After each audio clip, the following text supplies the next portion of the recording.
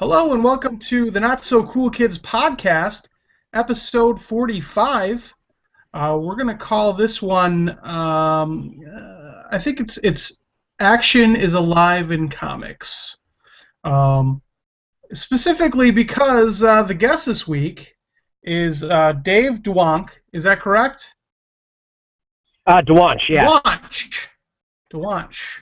Got to get the CH in there.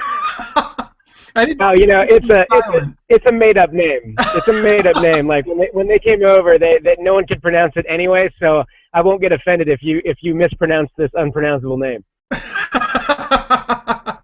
But he's the creative director of Action Lab Entertainment, and when I was thinking of having Dave on the show, we met at Detroit Fan Fair last year. And I was just blown away by your guys' setup there. I mean, you took up a whole wall, really. And yeah, I wish we had that set up at every show. It seems like every time we do a show, we run out of space really, really quickly. And it was amazing. I mean, you guys literally, like, as far as eye-catching is concerned, you got all of our attention. Like we were going around doing smaller interviews with some of the other artists and comic book creators, and then we like literally hit a wall of Action Lab, like boom, right in front of us, and it was so cool. And the great thing I want to say about Action Lab is, and I've noticed this throughout. Looking through your guys' titles, but also when I was at that convention, is that you guys literally have a ton of titles, and these aren't just like fly-by-night, we're just throwing these out there. It's like you've got genres for everyone and anyone. Yeah, that was the plan. I mean, initially we started the company back in 2010, and we put out our first book in early 2011, and we wanted to really stack the deck. Like you said, we wanted something for everyone.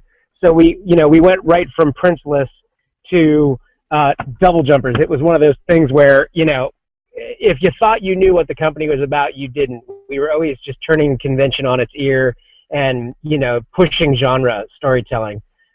So as soon as we got the ball rolling and we were able to produce as many books as we could, or we are, we went as diverse as possible. So, I mean, from Molly Danger to Princeless to Double Jumpers, and, we founded the Danger Zone line a couple of years, after founding the company just last year, just to handle the more mature reader books that we have, kind of the Vertigo-esque stuff and kind of the inappropriate, politically incorrect comics, the comics with an X.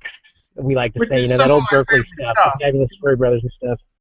Yeah, that's some of my favorite stuff. I mean, the great thing is you got kind of a double-sided coin there. You got something for the edgier reader, and then you got something for even the kids. I mean, you guys got some diversity there, and it's really awesome. So some of the things that Dave has worked on back in the day. He wrote that. Fracture, he was an art contributor on that. Double Jumpers, you wrote that. Space-Time Condominium, which that's a great title. Thank you. You wrote that, and you did the art on that one. Now, yeah. What's your first love, Dave? Is it doing the creative director position where you're out there trying to find the next greatest thing, or do you love doing what you started out doing, which was writing and doing the art? Well, first love always is going to be the writing and drawing, but when we started the company, there were like 5 of us sitting around in a bar getting drunk. My strength is I'm kind of one of those artists. I can talk the game and I know the game, and I respect the effort that goes into making comics. and so I love making comics. But there's a big part of me that gets a huge joy out of helping people get their work out there too. And then not only that, but being kind of a jack of all trades, I always get called in to help out when something inevitably goes wrong. You need a colorist, you need an inker, you need a ghostwriter, you need a letterer. Chances are, you're going to come to me, and I'm going to be the guy that helps you get your book out. So even though I don't get to put out as many of my books as I'd like, I do have my hand in a lot of books on the under, and when one of those books comes out, it's almost as gratifying as one of my own books coming out. And so, what's your creative process as a writer, as an artist, even? Well, I mean, everyone's got their own thing. What is your kind of? Do you find a nice quiet place? Do you like chop out a week and just say, "Hey, I got a great idea"? Just popped into my head in the shower, on the toilet. A lot of people think I'm stuff on the toilet. I don't know why, but what's your creative thing? Well, it's interesting, and a lot of times it served me well as a creative director too, where someone brings me an awesome title, but the title itself is kind of off, not really marketable, not really encapsulating what the series is about. The Final Plague is a great example of that, where they came to us with a title that was already used, and they were really racking their brain on what the title should be changed to. So I came up with the Final Plague, and it really changed the idea of what that series was, and it gave them more focus. A lot of times I'll come up with a title for something like Space-Time Condominium. I'm like, oh, well, duh, that's an awesome title. What's it about? And then from there, the story unfolds. It was really, Space-Time Condominium is, like I said, a great example where I was like, well, duh, it's about 5 versions of the same guy from parallel universes that live in a condominium together. I'm like, oh, and set it during DC's Crisis. That's perfect. It's set in 1985, so not only is it a weird period piece, but it's also like the most screwed up version of Friends you could ever have, And now you look at stuff like Orphan Black, and I don't want to spoil that show for anyone that's listening, but they just did something that I did in Space-Time Condominium 3 years ago, and I'm like, whoa, really? That's crazy. It's just really, that's what a lot of my inspiration comes from, kitschy titles. But if I have a great story, I obsess over it for a month before I even sit down to write it. It almost comes it like has to escape, at that point I'm ready to write. So I'll sit there and I can bang out a script in like a day because I've gone over it backwards and forwards. I've lived the characters' lives in my head so that when I actually sit down to write them, they're telling me the story. I'm not telling the story anymore. They're already there. I wish I could draw more often, but I'm busy with so many other projects that I've been relegated to kind of the writing duty, which is in many ways less heartbreaking because as an artist you spend hours and hours and hours on a page, and then someone looks through it and they read their comic on the toilet, so all of that beautiful art is like looked at in 15 minutes if you're lucky. Hey, but a toilet, you got to admit, the toilet's a great place to read. Oh yeah, the mark of a good comic is when your legs go numb and you can't get up, and you don't want to get up. You want to read that comic book.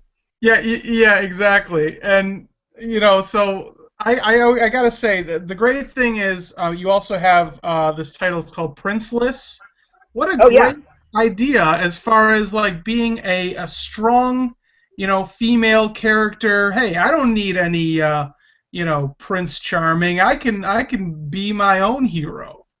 Well, Jeremy, Joey Whitley, the writer, I met him the same year we founded Action Lab. It was really kismet because he was sitting next to me and at the show, and we were having a great time. And we did that, that thing that creators do at the end of the convention where they just swap books, and Jeremy gave me the first version of Princeless, which I still have, and I bagged and boarded. Like, I'm like, no one knows about this original version of Princeless, and the art was serviceable, but it wasn't going to sell copies, right? I mean, but when I read it, I was like, wow, Jeremy's blown me away with this idea, and his dialogue is really crisp and snappy, and I was like, if he had a different artist on this book, it could be a huge hit. So the following week we founded Action Lab, and the following week after that I contacted Jeremy and said, do you want to be our second book? And if I get you an artist, would you want to come and join Action Lab? And he did, and the rest is history. That book launched 1,000 ships. And those 1,000 ships, they're all part of a strong fleet, but they're all battleships, man. They're all rock solid. Every single book that we put out, I'm really proud of. And the company's garnered a lot of attention, a lot of big name talents coming on board because they see the quality of the work that we're putting out, and they know that we love comics. So I'm not surprised at all because every single cover, name. I was just thinking to myself, you guys started your first title was what, Fracture? Yep. A big name title. 2011, right?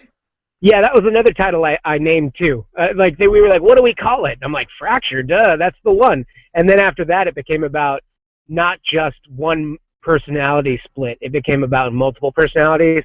And that book really in volume 2 came alive.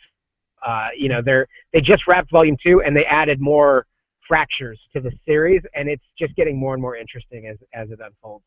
Awesome. Well, I mean, so Fracture was 2011, but you guys were really throwing this idea around in 2010 to start Action Lab, and that's where it kind of started. But so in literally 4 years, I mean, I can't even count the amount of titles you guys have, and they're, like you said, they're not just names. 40. They're literally a catalog of solid comics. How does one company do that being an independent like yours? That just blows my mind. Well, I'll tell you what.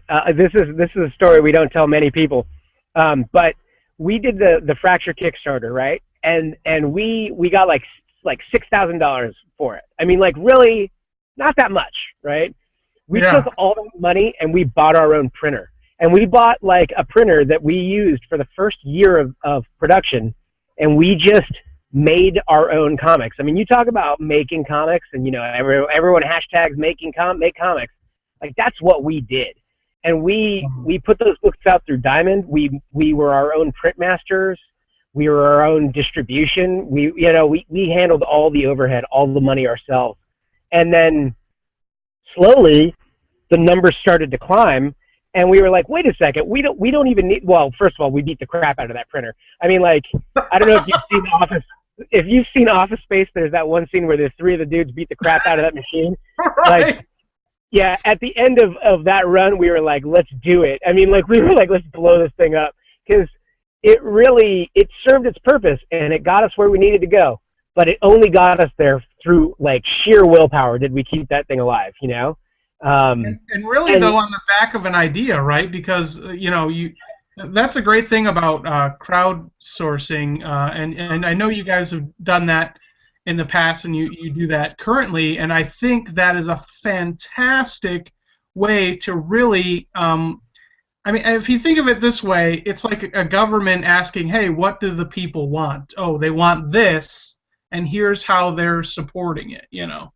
Right. Well, and I don't think anyone's ever done that before. Like, it was a really strange precedent. And when people said, when we tell people that, and we don't really tell people that very often, because it's the mask of we're a huge company, we're doing all these things.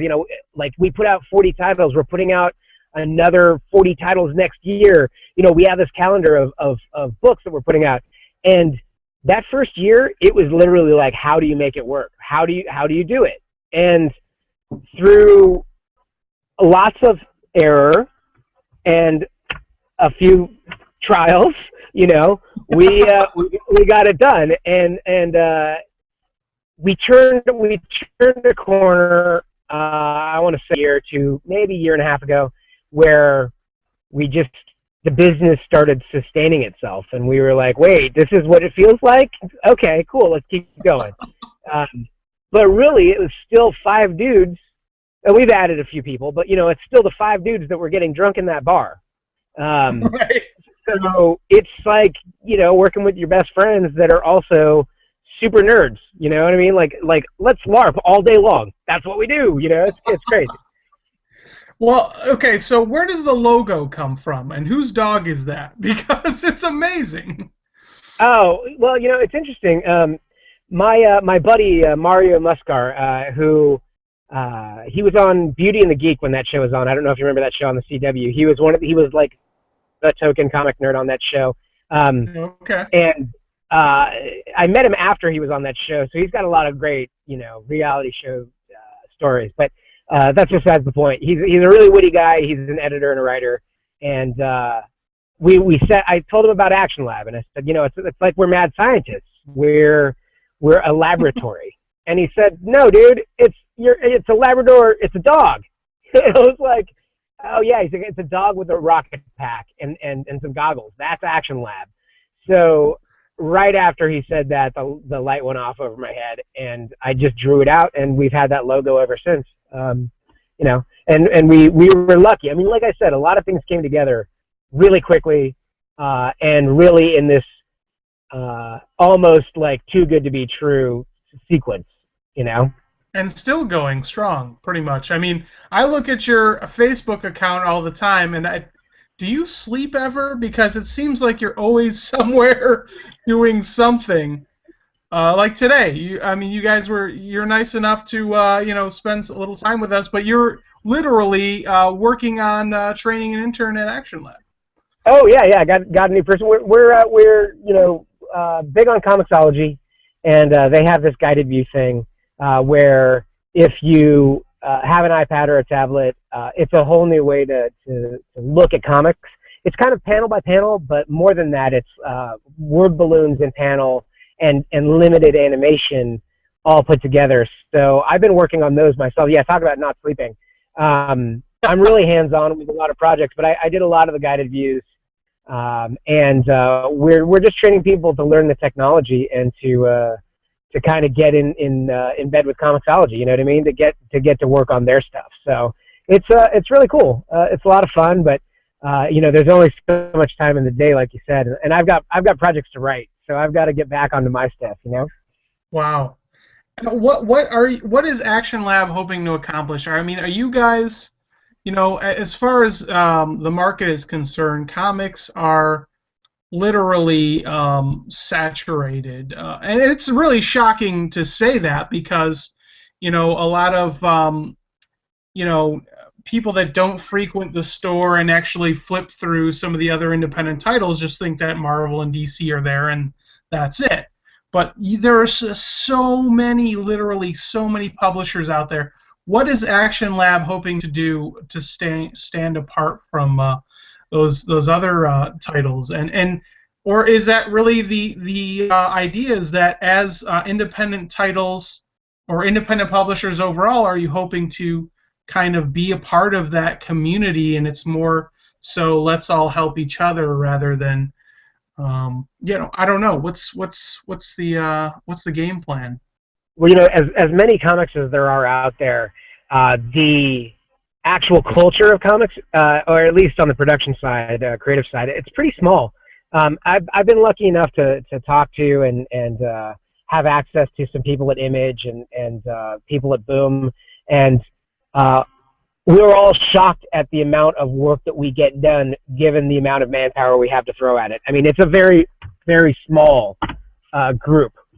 And, when I told the guys, the editors at Boom, that there were 5 of us working on stuff and only 2 of us working on pre-press, they freaked out. They were like, how do you do it? I'm like, I don't know.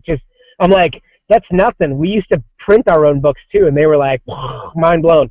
But where do we want to be? I think in 3 years, I think we want people to be able to at least recognize Action Lab as a brand, because it's not just, the Danger Zone, the Itty Bitty Bunny. It's not just Molly Danger. It's not just Princeless. People gravitate towards what they like, but I think that what I want people to understand is if you see the Danger Zone emblem or the Action Lab bullet on a book, it's synonymous with a certain level of quality. And I don't even think retailers at this point understand that yet. They know what they like and they think they know what is going to sell, and, more power to them. But retailers are also very, very superstitious, and they stick to what they know, right? Right. So convincing other people to change their mind about what comics can be, that's the hard part. I just think that we're going to keep making really, really good comics, and that's how we're going to prove it. Yeah. But that's all we can do. I mean, we can market them better, sure, and we're gonna do that. And but it all boils down to someone having a really good idea and then having the passion to do that and make it. I get a lot of people that I'm going to give you the inner workings of Action Lab to a point. But when someone submits something to me and then they say, "Hey, tell me if I should continue on with this because I don't want to continue on without a publisher," I'll tell them to quit. If that's why I make comics because I make comics. Right. Jurassic Park, man, life finds a way. Like, if you believe in your project, then make your project because someone's gonna support you. Or you could do it yourself. But don't look to me for validation or support when you don't have the passion to do it yourself. It's kind of like being in a relationship and you're like, you really got to love yourself before the other person can love you. Right. It's totally true. How did Action Lab get founded? It was 5 dudes that wanted to make comics, and they were making comics by themselves and self-publishing. Right. They wanted to make comics. And then we got together and we were like, wait a second, we're the best. I'm the best creative director. You're the best. Well, you're a lawyer, so you're our contract guy. Sean Pryor was a great face and a great businessman. So, he became the president. And then as we grew, he dealt with the digital side of things because that's where his passion was. And we brought Kevin Freeman in from Ape Entertainment. I mean, it really is a small world. I've known people from Ape Entertainment for years. It's really awesome when someone from IDW comes up and says, I know your work, and I love your company. That's pretty rad. Yeah. Because those guys, they do it right, Yeah, absolutely. Now, what titles are you most proud of, and what are some future titles that we can look forward to? I did see that you had a Kickstarter going for Cyrus Perkins and the Haunted Taxi Cab. Oh yeah. Well, I'm super proud of that. That was okay. Talk about inspiration. This is a really weird one, and I'm sorry if I'm blathering, but I was really sick. I was in bed. I thought I had food poisoning, and then 4 days later, I realized that it wasn't food poisoning. And I should have probably realized right off the bat, but I was like, I'm not going to the hospital. I'll get better. I didn't get better. I got worse, and I lost 20 pounds in 4 days. I mean, it was crazy. I was so sick and dying. It turned out that my gallbladder had failed, and I was being just filled with bile. My gallbladder was swelling with bile. And what happens when that happens? You get these insanely crushing back pains where you can't walk, and you're sweating and throwing up, and a whole list of other things that I don't want to really go into detail. Every time I would eat, it would just leave my body. And for 4 days, I just basically starved and sweated and died, and I had a fever. So I finally called the helpline. My ex-wife, I talked to her. I'm like, I think I'm dying. I don't know. And she's like, call the helpline. So I did, and they were like, if we can call you an ambulance. I'm like, no ambulance. They were like, I'm like, I can drive. I can do it. And they were like, you can't walk, so no, right? So I called a cab, which is the weirdest thing to do when you're dying, because he rolled up like 20 minutes later. And you know when you need to take a crap and you're like, I'm so close to the bathroom, but I'm so far away, and it's just even 10 times worse. Like that's Right. what it was like waiting for that taxi cab. And I'm like, so 20 minutes later he rolls up, and I crawl into the cab, and I said hospital, and I passed out. Oh And God. And so I woke up like halfway to the hospital with this dude screaming, like, which hospital, dude? Which hospital am I taking you to? And he's running red lights. And he's just like going above and beyond to get me to a hospital. Um, so I basically made a joke. And I was like, hey, man, if I die in this cab, I'm going to haunt you. I'm going to haunt this taxi cab. So get me there, before I die. Um, he did. And I woke up in the hospital like a day later, completely malnourished and just on the mend. And that line popped into my head, and I'm like, that's a great story. It's like a crime noir story about this kid that dies in a taxi cab, and it's about the taxi cab driver having to solve the kid's murder so the kid can like go into the afterlife and leave his cab. Oh, Um, that is cool. so And yeah, you it's a were murder very mystery buddy flick. Yeah. I mean I mean you shot over your goal by and then some. You what originally what you were pledging for 2,500, you got 16,000 basically. Well, I'll tell you what. Some of that money was not legit. There are people out there that want to ruin you, and there was one person that contributed a lot of money, just for some reason to maybe hope that I wouldn't. I don't even know why people do it. I've racked my brain over why someone would donate a crazy amount of money if they weren't going to pay up. But I Yeah. think that they just didn't want me to make any more money. So Hmm. they donated a lot of money so that no one else. They're like, oh yeah, Dave way overshot his goal, so let's not worry about it.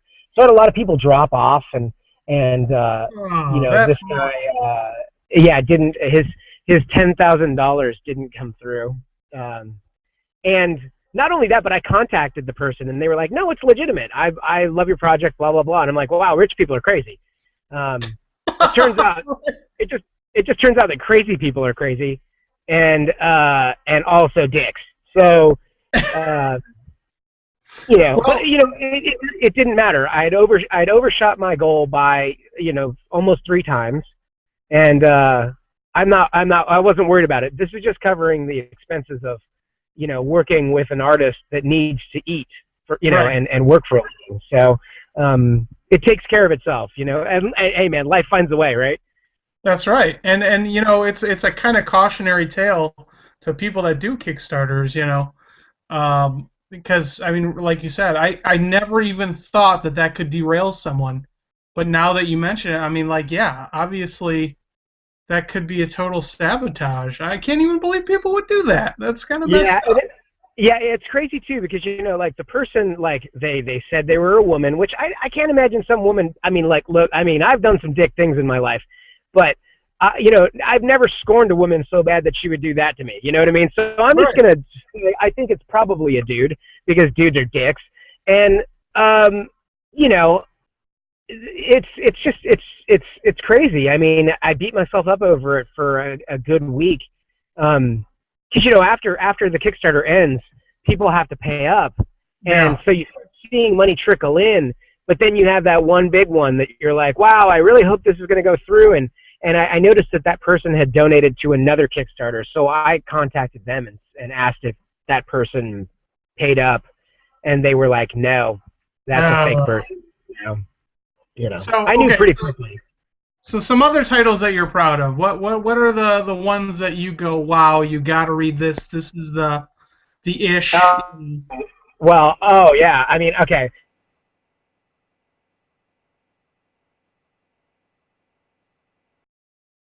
No, I think we lost you, Dave. If you're still there, I see your icon, but I do not hear you. Um, might have just lost Dave. So I don't know. He might have to dial back in, I'm not sure. Um, you might have just hit the mute button, Dave, too. There's a mute button on there sometimes. Um, anyways, sorry guys, technical difficulties. We this often happens in a live show, often on our show. But no fears. We'll hopefully wait for Dave to call back in or to dial back in. But so that's kind of like the inner workings of Action Lab. If you guys get a chance, go check out their website. Check out the titles that they have. They've got a huge range of genres to choose from zombies to, like I said, I gotta read the Space Time Condominium because what an amazing idea that it would be kind of like a multiverse of the same guy living in one condominium together. I mean, that's just a great idea. So, go check out their titles. We're gonna read a couple of them and do some reviews on our website. So check out the reviews. Um, I'm really excited to get more into Action Lab because I kind of, as a comic book reader, and Kevin Smith has mentioned this on his show, you can't read them all. I mean, literally, there is so much out there to check out. But this is a brand worth investing some time and some money in because they literally know what they're doing. And I really do believe that he's absolutely correct. In the next few years, you're going to see Action Lab making a prominent, you know, part of comic book fandom. It's gonna be a huge thing. Dave, are you there? There he is. Hey, you know what happened? Sorry, that's my finger. I've never had this happen before, but I've had it happen once before, but my phone isn't the friend. My phone overheated. Oh my! Wow. Yeah, like I have an iPhone, and it basically said it has to cool down before I can use it again. So I turned my AC on in my car and just blew on it until it came back. It's so weird. Oh man. Well, we won't keep you very much longer. But what are some Action Lab titles that these guys have to actually get their hands on and check out? Oh man, well obviously, okay, if you have a daughter, you need to read Princeless to her and with her because it's going to teach her to not have to rely on anyone but herself. And that, I mean, it's an important princess story that Disney has never done, and I have no idea why. They tried to do it with Brave, and then they kind of backpedaled and made it about a dumb talking bear or whatever. Whatever. So definitely Princeless. Molly Danger, along the same lines, I would say if you love superhero stuff, Molly Danger, Jamal is knocking it out of the park. It's a beautiful book. Skyward, or if you're a young boy or you have, this sounded awful when I just thought of it. If you have a young boy inside of you, see, that sounds terrible. That's a completely different book. Yeah. Then definitely don't read Skyward. But if you love like kind of Lord of the Rings stuff, definitely Skyward. You have to leave out a lot of people. That's the only problem with this one is like I love everything, but on the mature reader side, there's a couple of books. I mean, obviously, I'm proud of Double Jumpers. It's my favorite. It's my most favorite thing that I've written. But I love M Theory. M Theory is like Doctor Who with a talking kitten. I mean, it's amazing. It's hilarious. And when that pitch came in, I read the first issue 4 times, and then sent it to my publisher on the Danger Zone side, Jason Martin, and said, "Dude, I don't care what you say. We have to publish this book." And then he came back like an hour later, and he's like, "Dude, I read it 3 times." And I'm like, "I know, right? It's hell of good." And he was like, "Yeah, perfect book." Final Plague is very, very near and dear to my heart because Johnny Arnold and Tony Giraldi Brown, we started out with this other independent comic book company back in 2005, 2006, and they had this for a book called The Rabid, and I was like, oh man, that's a great book, and it never got off the ground with that other publisher. So when I started publishing books, I called them and I said, hey, did you ever work on that book? And they're like, no, but we will. And I'm like, all right, let's do it. So they busted it out, and it's 5 issues of just zombie animal mayhem. I mean, it's great. Very, very dark, and it actually beat the street date of that the book that IDW did. I can't remember the name of that one. But yeah.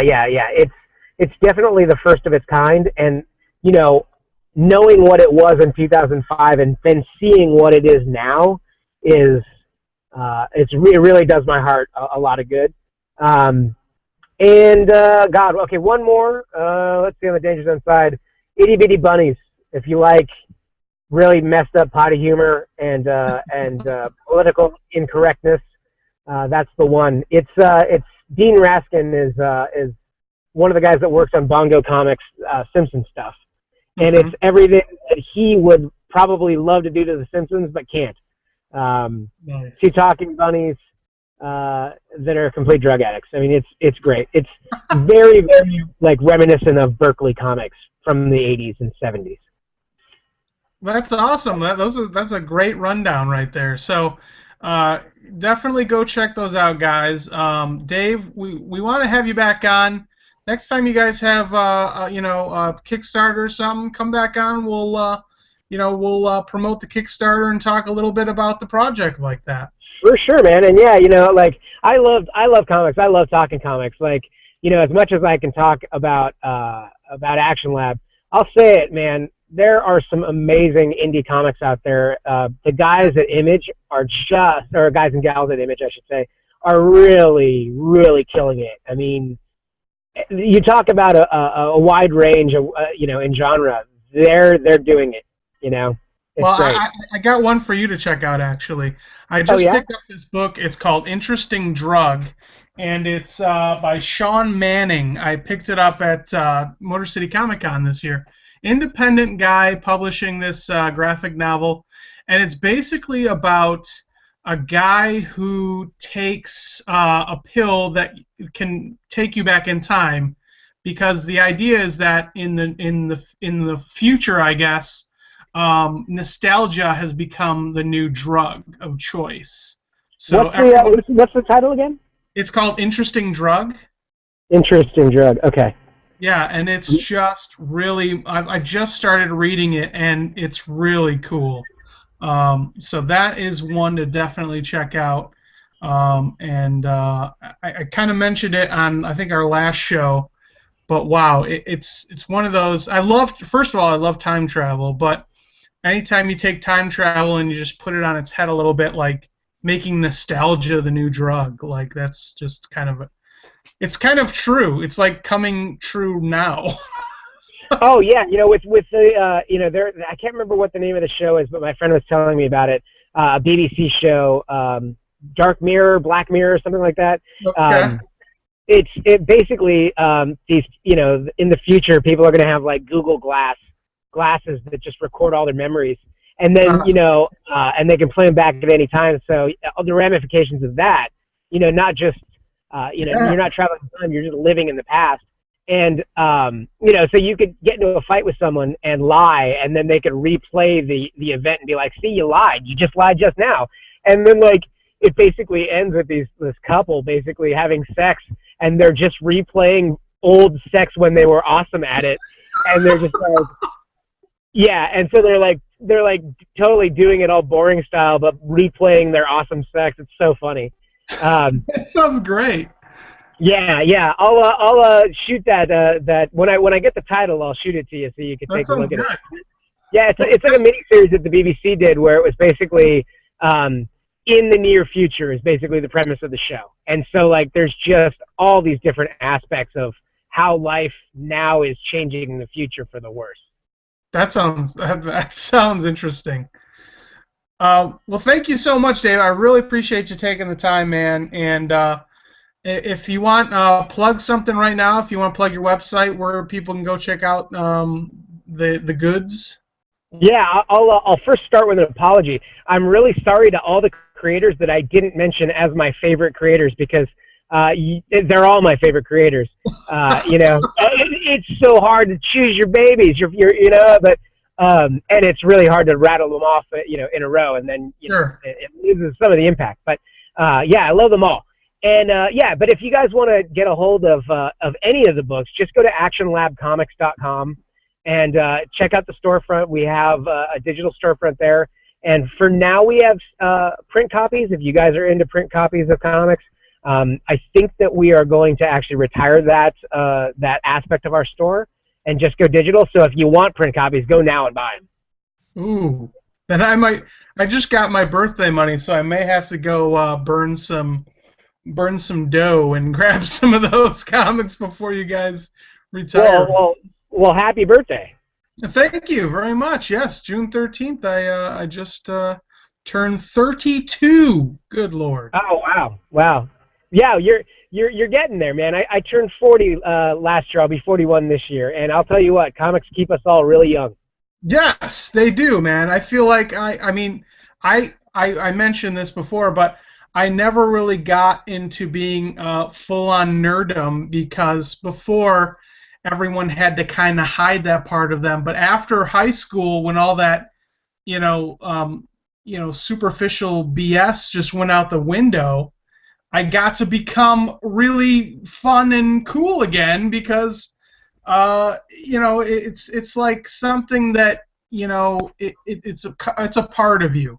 And then being able to get into comics again, I was so excited. So I haven't been doing it for very long, unfortunately, but I now I'm 32 and I'm still loving it. And I think as I get older, I'm just going to love it more. It's crazy, too, because, you look at all of the great TV that's out there and movies and comics, and it's all really, really strong genre stuff. You know what I mean? Yeah. No one's really watching, the bland dramas anymore, that cookie cutter stuff anymore. Yeah, like Dawson's Creek and... Yeah. Everything is unique. Everything. It seems like we're kind of a renaissance of sorts. I think a lot of what happened in comics for the good happened in the 80s, and I think that we're circling back around to it. I think the shift away from artists. Obviously, I think artists sell the books, but I think that like the 90s showed us that that the writers are just as important, and I think that the 2000s are showing us that it's the merger of the two. It's a symbiotic relationship for sure. My cautionary tale, though, to all of the pop culture and the nerd culture stuff that's going on right now is I think that it's one of those things where it's becoming a little bit too commercialized. Even Hollywood's kind of taken over rehashing some of our favorite characters just to make a buck. And what I'm concerned is, like, wonderful storytelling of news stories and things like that are kind of going by the wayside. Not to the point where people don't know about it, but you have a phenomenal collection in Action Lab of amazing characters that are brand new and there for people to see.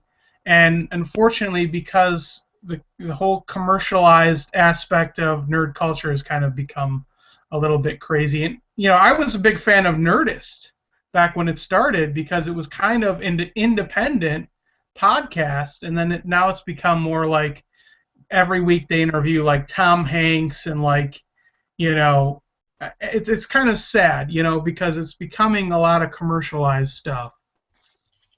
Well, the good news though is for as many people as that get to breathe that rare air, for everyone that then becomes like a Kirkman, there's 1,000 people that are they may want that. I mean, who doesn't want success, right? But Sure.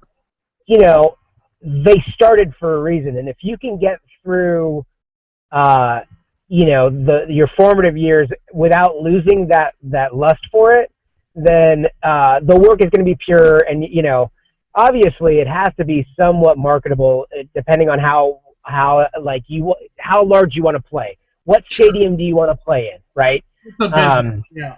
yeah, I mean, you don't want to sell out, you want to sell in, and I think that it's a very slight distinction, but I think Kirkman did it fabulously. I mean, and that again, you could attribute that to dumb luck. I mean, really, like it's just zombie stuff, really. Yeah. The You know? concept has been around forever, but this is the first guy that said, "Hey, like you said, it may be just luck that someone saw The Walking Dead and said, "Oh, this is interesting." But that's Well, plus an insane work ethic. You know what I mean? Like it's not like he said he threw it out there and said, "Come to me." right. He worked real hard. Him and Charlie and Tony, they all worked really hard to get that book out there. And Charlie Adler is, I mean, I'll say it. I like Tony Moore's art more, but without Charlie Adler grinding it out the way he did, that book would nowhere near be in everyone's consciousness the way it is. And the character development in the book is really good. I mean, Yeah, and the only way you're going to get that character development is if you put it out every month. yep. So, yeah, I mean, I say they sold in. I don't think they sold out. I think they're still doing what they want to do. I think a lot of people that are jealous, perhaps, may say, everyone says their favorite band sold out when they make it big because it becomes less personal. Right. Like I loved Metallica back when I had a mullet, but as soon as that Black album came out and every like dickhead jock started liking them, I was like, this isn't my Metallica anymore. Yeah. It didn't even matter what the music sounded like at that point. It could have been the same. Obviously, it wasn't, but whatever. And I'm not one of those fans who goes, I'm not upset that I go to a convention and I see like some really like no offense, but back when I went to conventions before, it's like you don't see the same people you do now. Now it's like everyone and their brothers there, and they all act like it's like a new thing for them, and that's fine. I love that actually, especially seeing the younger audience getting involved, the kids getting involved in comics again.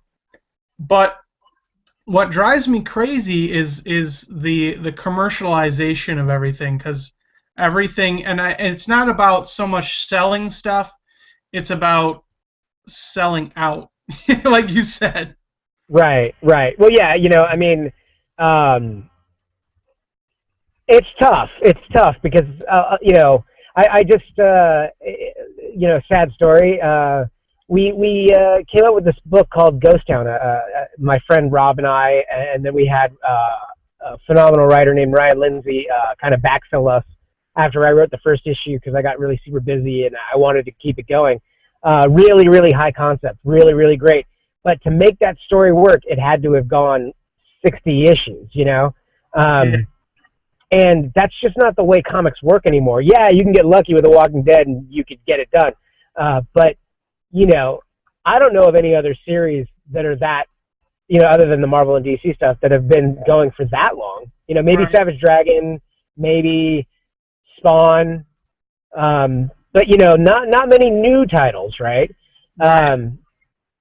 So the title itself was not as marketable as I assumed it might be.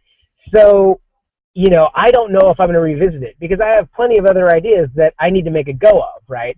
Right. So, like, I don't know if that's selling out as a creator and just being like, God, it's a passion project that I want to get to, but I have to do, it's like an actor that does like, 5 blockbusters, then 1 art house piece. Right. Did that actor sell out? Did Keanu Reeves sell out? Oh, well, okay, that's a bad example because he's stopped anyway. But you know what I mean? Like a Leonardo DiCaprio or like the Don Juan kid. Does he do 5 blockbusters so that he could do 1 for himself? Maybe. And I think as a creator, it's a very, very fine balance because you got to eat. Yeah. No, absolutely, and I always think about when they interviewed George Clooney about being Batman, and he said, "Look, I'm going to be honest with you. I did that for the money." and everyone went, oh, okay, that makes sense then. That would be Right. why, right? That that dude could, that dude could sell you a piece of literally a piece of human poo, and you'd be like, "You're Yes, so charming, George Clooney." He could have said anything, and you'd have been like, "Yeah, all right, that makes sense," because you're George Clooney, you know. you're George Clooney. Whatever you say, man, works for me. Right, right, right. Yeah, yeah. He just wink at you, and you'd be like, "Okay, I get it," you know. Mm. Don't you Yeah, wish you had him on the Action Lab sales team? yeah, right. Yeah, seriously, that'd be the best. Um, but yeah, yeah. I mean, speaking of, I mean, we hit the pavement all the time for our creators, and we hope that we hope that eventually someone can say that guy sold out, because that means he's being successful. Yeah. So more power to the people that get there. Um, Well, for you may for have whatever changed my reason, mind there's about the hard whole work damn there. thing. Wait, You say may have again? changed my mind about the whole damn thing there. I like Well, that. that's the thing though, man. Like you toil around in obscurity for years to become an overnight success. You Yeah, know, and then when you do, the fans that have been toiling away with you go, "Oh, really, really, yeah. Trent Reznor, really? Oh, is that what you're doing right now?" You know. Um, so it's two But sides you're of able to the coin. pay your mortgage at that point, and it feels good. Right, right. Or you could die with a needle in your arm, and be a Right. homeless. I mean, um, at the end of the day, yeah, it just sucks. But the people that are successful are the ones that are going to write the history books. You know what I Yeah. mean? But Yeah. think about it a little bit. So I think I'd rather be one of the successful people that gets to rewrite my origin story than be Yeah. that guy found with a needle in his arm and then everyone just talks bad about. Yep. I love it. Well, I don't want to keep you any longer, Dave, because I know you got to get back to it. But Dave Dwonch, everyone from Action Lab, creative director, thank you so much for coming on with us. We'll definitely have you on in the future. Just contact us. Let us know, man, when you got an upcoming project. We'd love to promote it. You guys are great.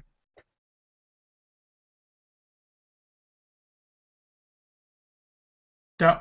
I think he might have just muted himself. I don't know. You still there, Dave? Oh, his phone might be overheating again. But anyways, that was Dave Dwonch from Action Lab Comics. Uh, Great interview because I mean, oftentimes you wonder what happens behind the scenes at a big publisher like Action. Are you still there, Dave? Oh, there you are. Hey, There he is. sorry about that. Hopefully you're editing this together. No, unfortunately it's live, but that's okay, man. That's Oh, what oh, podcasts oh, are all snap. about. Well, I'm glad I wasn't a potty mouth because I'm notorious for that. But Well, yeah, we just wanted to say thank you so much for coming on, man, and you're welcome back anytime. I didn't realize we were live, but yeah. No problem, dude. Well, thanks so much, Brian. All right, All right, take man. Hey, care. I'll talk to you soon. All right, it's been a hoot.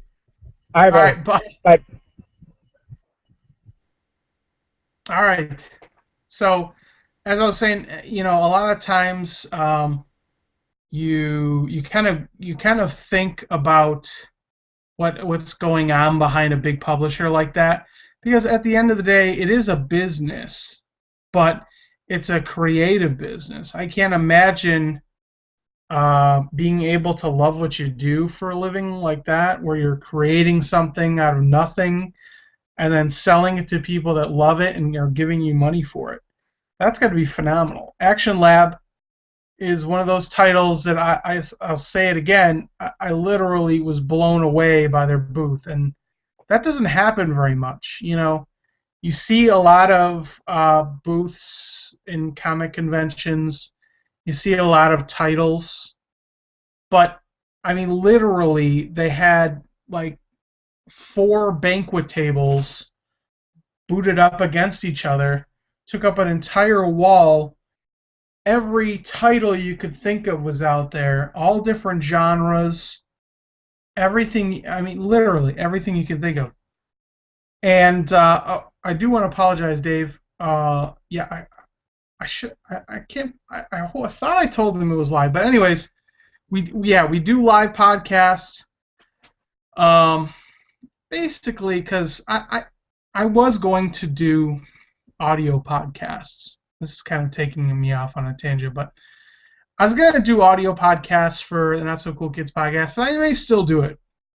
But this great thing about doing a live video podcast like this is you get to talk to people, you get the real reactions of people, and it makes me feel good to watch a live podcast because you get to see people up front and you get to see that they're normal people. But anyway, so the inner workings of a publisher like Action Lab, it's great because Dave came on. Here's a guy who's running a huge company, Action Lab, and he takes the time out to talk to a podcast for the fans, to talk about his product, but also to talk about where it came from and inspire others to do the same thing. And that's just great because you certainly don't see any DC Marvel guys lining up to talk to us on podcasts. They won't do it because they're too busy. They don't got time. They don't want to not bashing them. I'm just saying there's a difference between independent publishers that really care about their audience and care about the product and making sure that they're getting out there on an independent level.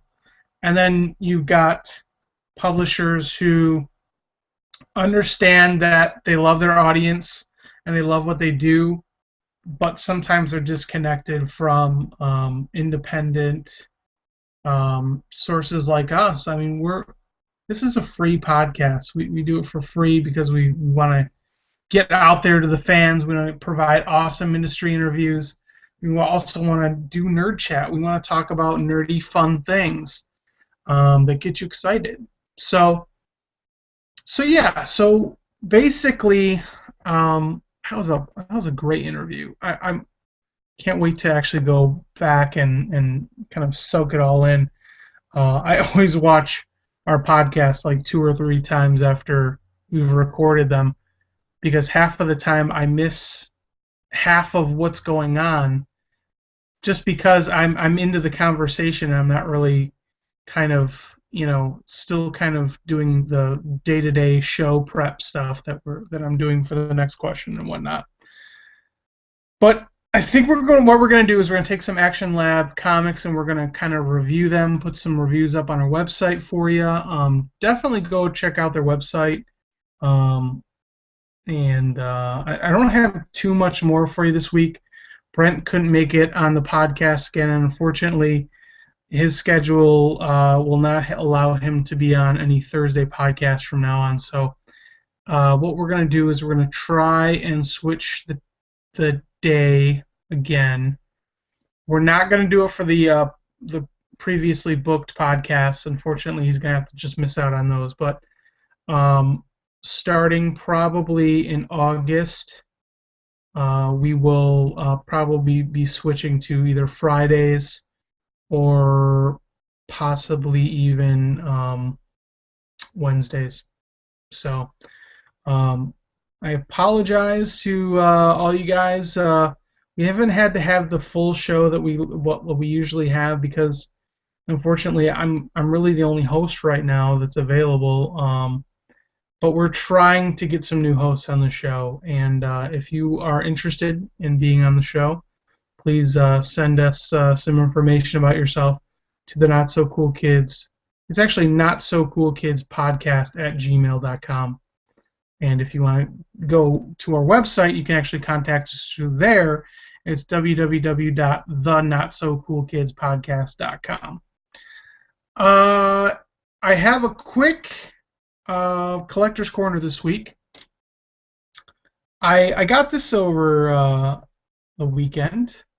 It is a Toadstool Pez dispenser. As you know, I collect Pez, and apparently there is a a Super Mario Brothers Nintendo Pez line coming out, but I could only find Mr. Toadstool here. So I think that there's going to be other ones coming out, and I'm hoping so because I want to add them in my collection.